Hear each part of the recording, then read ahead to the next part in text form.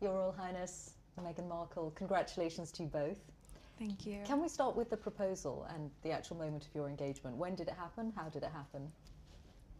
It happened a few weeks ago, earlier this month, here at our cottage. Just a standard, typical night for us. It's a cozy night. It was what we're doing, just roasting chicken Roasting and chicken, trying to roast a chicken. trying to roast a chicken, and it was just an amazing surprise. It was so sweet and natural and very romantic. He got on one knee. Of course. Was it an instant yes from you? Yes, as a matter of fact, I could barely let you finish proposing. I said, "Can I say yes now?" She didn't even let me finish. She said, "Can I say yes? Can I say yes now?" And then there was hugs, and I had the ring in my finger, and I was like, "Can I give you the ring?" And she goes, "Oh yes, the ring." So no, it was a really nice moment. It was just the two of us, and I think I managed to catch her by surprise as well. So. Yeah. And this is how long after you first met? It would be a year and a half, Yeah. A little bit more than that. No, just about a year and a half. Yeah. Which for most people would be quite a whirlwind. Is that how it's felt to you?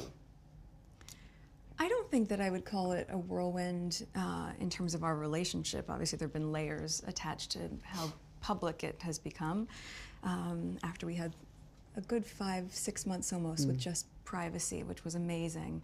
But no, I think we were able to really have so much time just to connect, and we never went longer than 2 weeks without seeing each other, even though we were obviously doing a long-distance relationship. So it's we made it work. How did you first meet?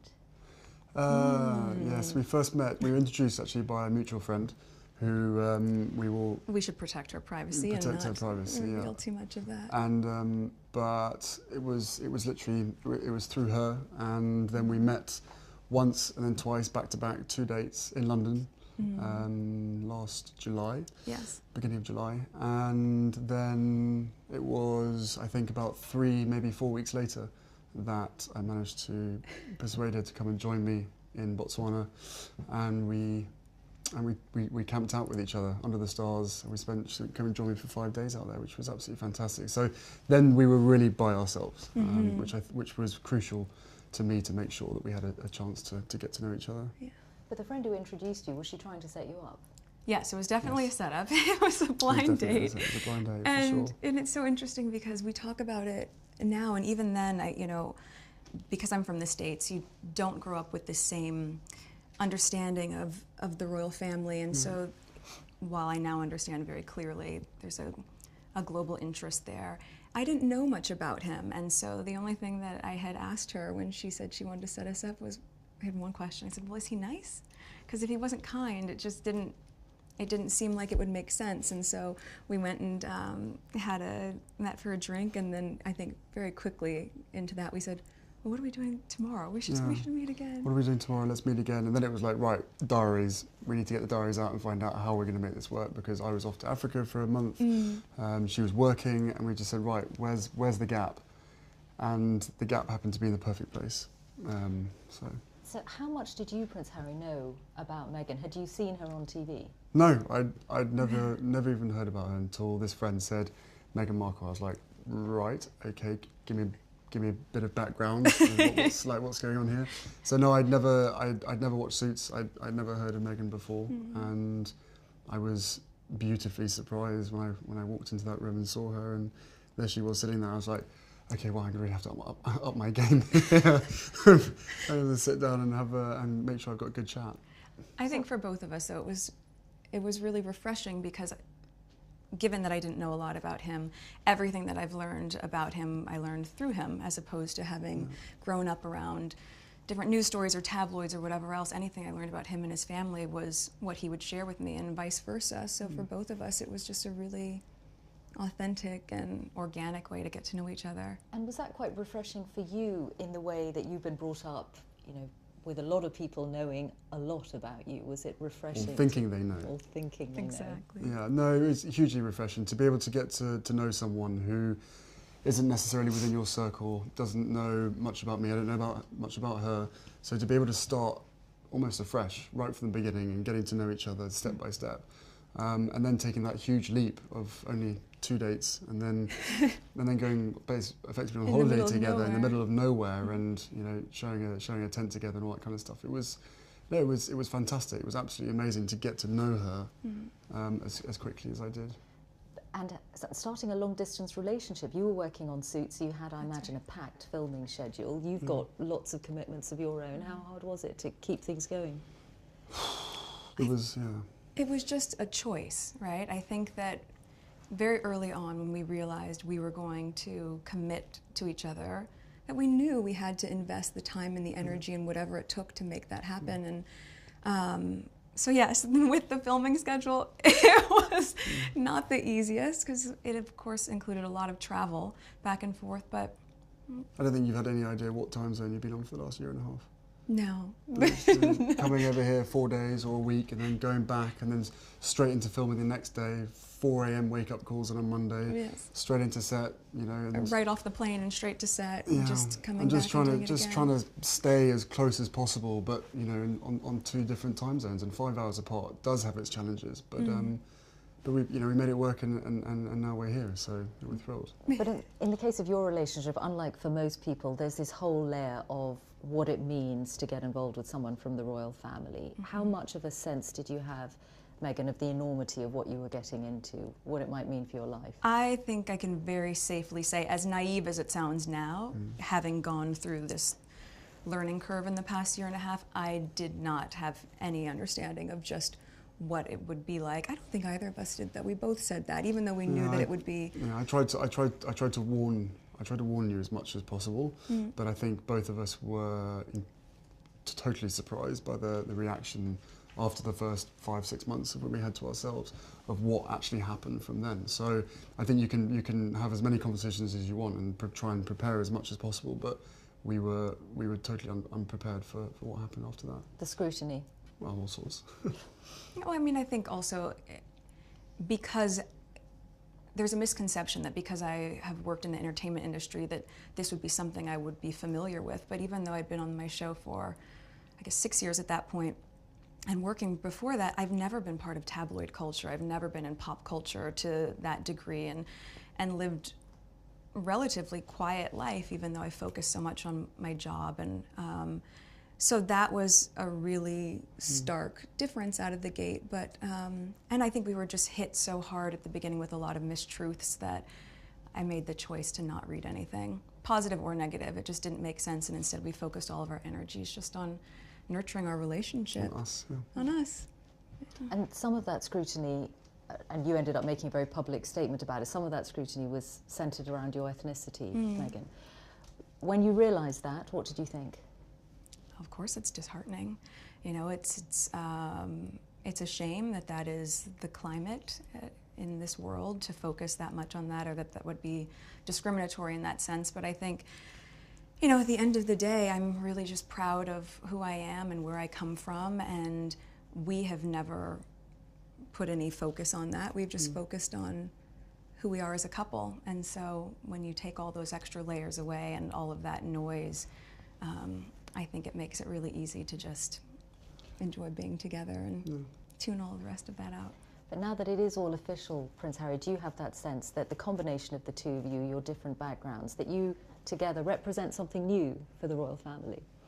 I don't know if it's something new. I think it's you know, it's for me it's an added member of the family. It's another team player as part of the bigger team. And you know, for all of us, all we want to do is be able to carry out the right engagements, carry out our work, and try and encourage others and the younger generation to be able to see the world in the correct sense, rather than perhaps having a distorted view.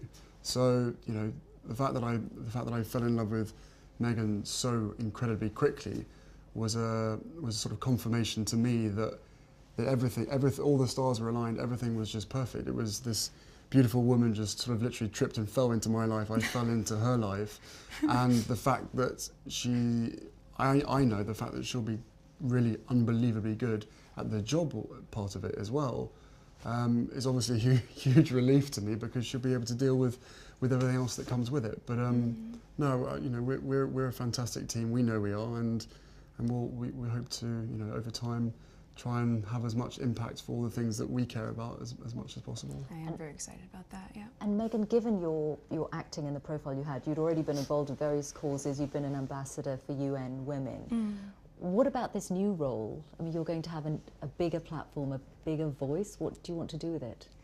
I mean, Sing. Can you imagine? No, I'm not a singer.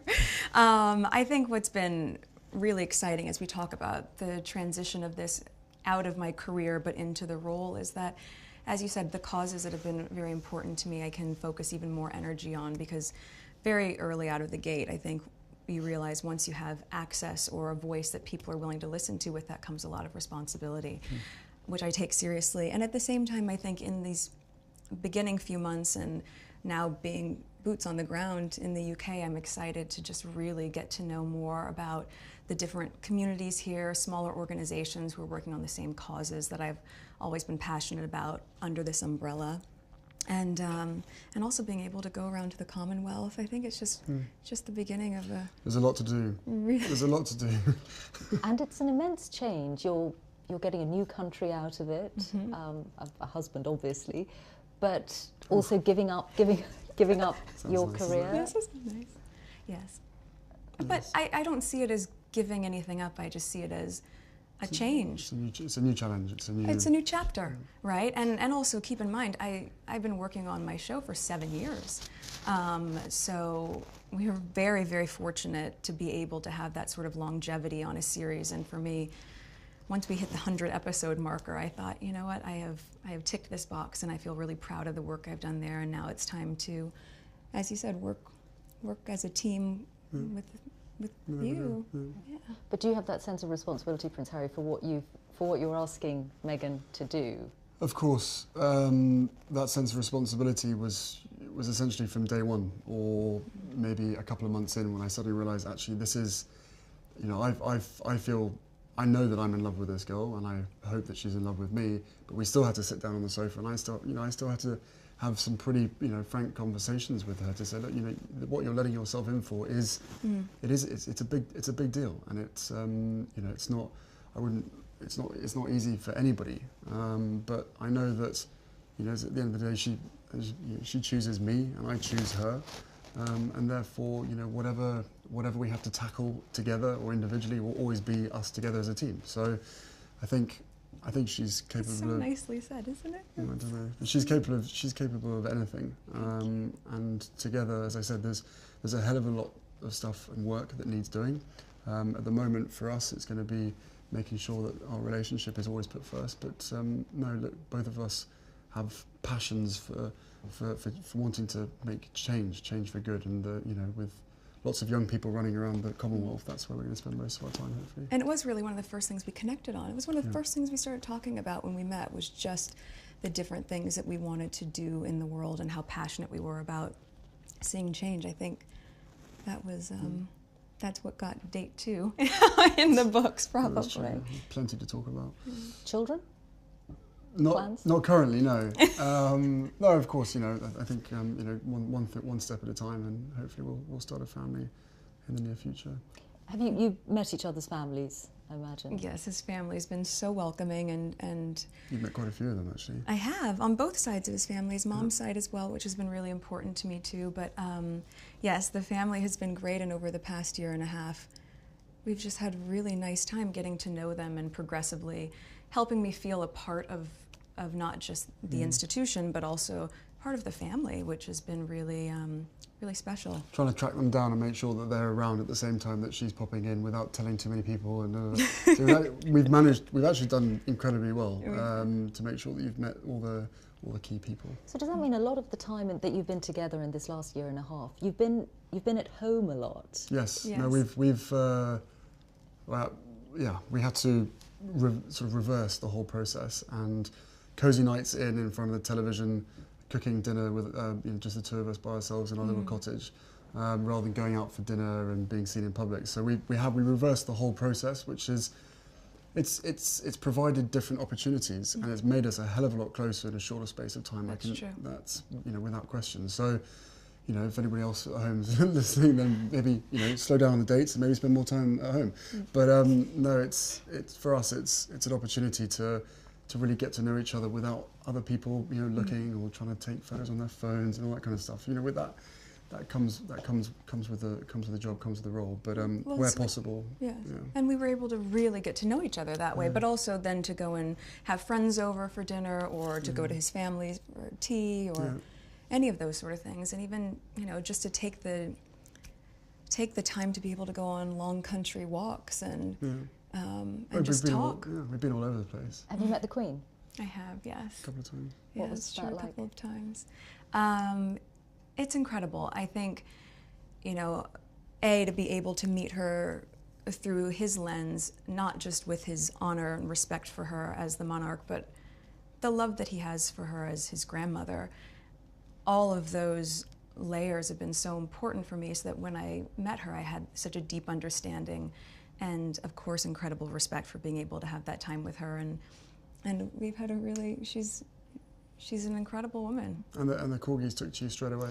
That's true. For the last 33 years being barked at, this one walks in absolutely nothing. Just laying on my feet during tea. It was very sweet. And it's just like, oh.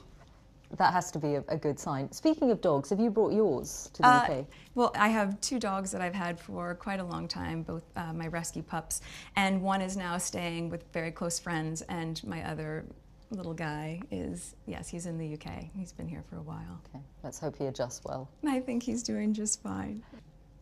What was it like introducing Meghan to your father and your brother? What was it like? It was exciting. I mean, I've been seeing her for a period of time when I literally didn't tell anybody at all, and then William was longing to meet her, and so was Catherine. So, they're being our neighbours. We managed to get that in quite a few times now, and Catherine's been absolutely wonderful, amazing, as is William as well. Fantastic support, and then my father as well. We had a couple of more than that. We've had a handful of teas and meetings and all sorts of gatherings over at his place as well. So, no, the family together have been absolutely, solid support, and my grandparents as well have been wonderful throughout this whole process, and they've known for quite some time. So how they haven't told anybody is again a miracle in itself. But no, the whole family have come together and have been a huge amount of support. They've been amazing. And Meghan, your parents, do you think, very happy for you, obviously, do you think they have worried at all about the scale of what you're getting into? Well, I'm sure at the onset, both my parents and my close friends were concerned, because we got very quickly swept up in a media storm that, as I shared, was not part of my life before that. But they also had never seen me so happy.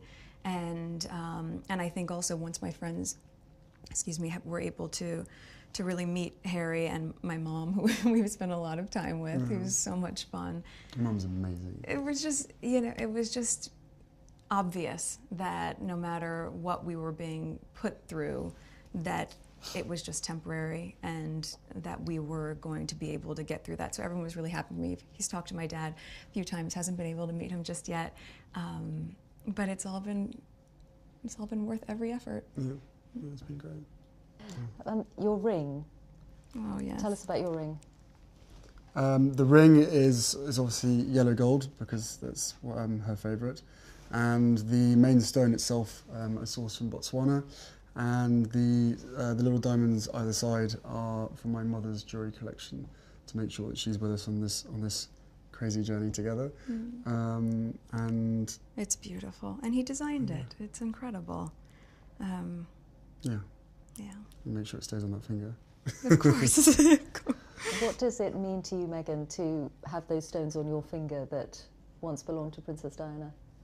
I think everything about Harry's thoughtfulness and the inclusion of that, and obviously not being able to meet his mom, it's so important to me to know that she's a part of this with us, and I think in being able to meet his aunts and also to be like Julia and just different people who are so important to his mom, I'm able to in some way know a part of her through them, and of course through him, and it's incredibly special. And to be able to have this, which sort of links where you come from, and Botswana, which is important to us, and it's perfect.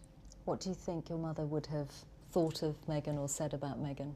Oh, they'd be thick as thieves, without question. I think she would be over the moon, jumping up and down, you know, so excited for me. But then, as I said, would have probably been best friends with Meghan. So no, it is days like today when I really miss having her around and miss being able to share the happy news. But you know, with the ring and with everything else that's going on, I'm sure she's with us. I'm sure she's with us. Yeah, you know, jumping up and down somewhere else. Prince Harry, Meghan Markle, thank you both very much. Thank you so much. Thank you very much.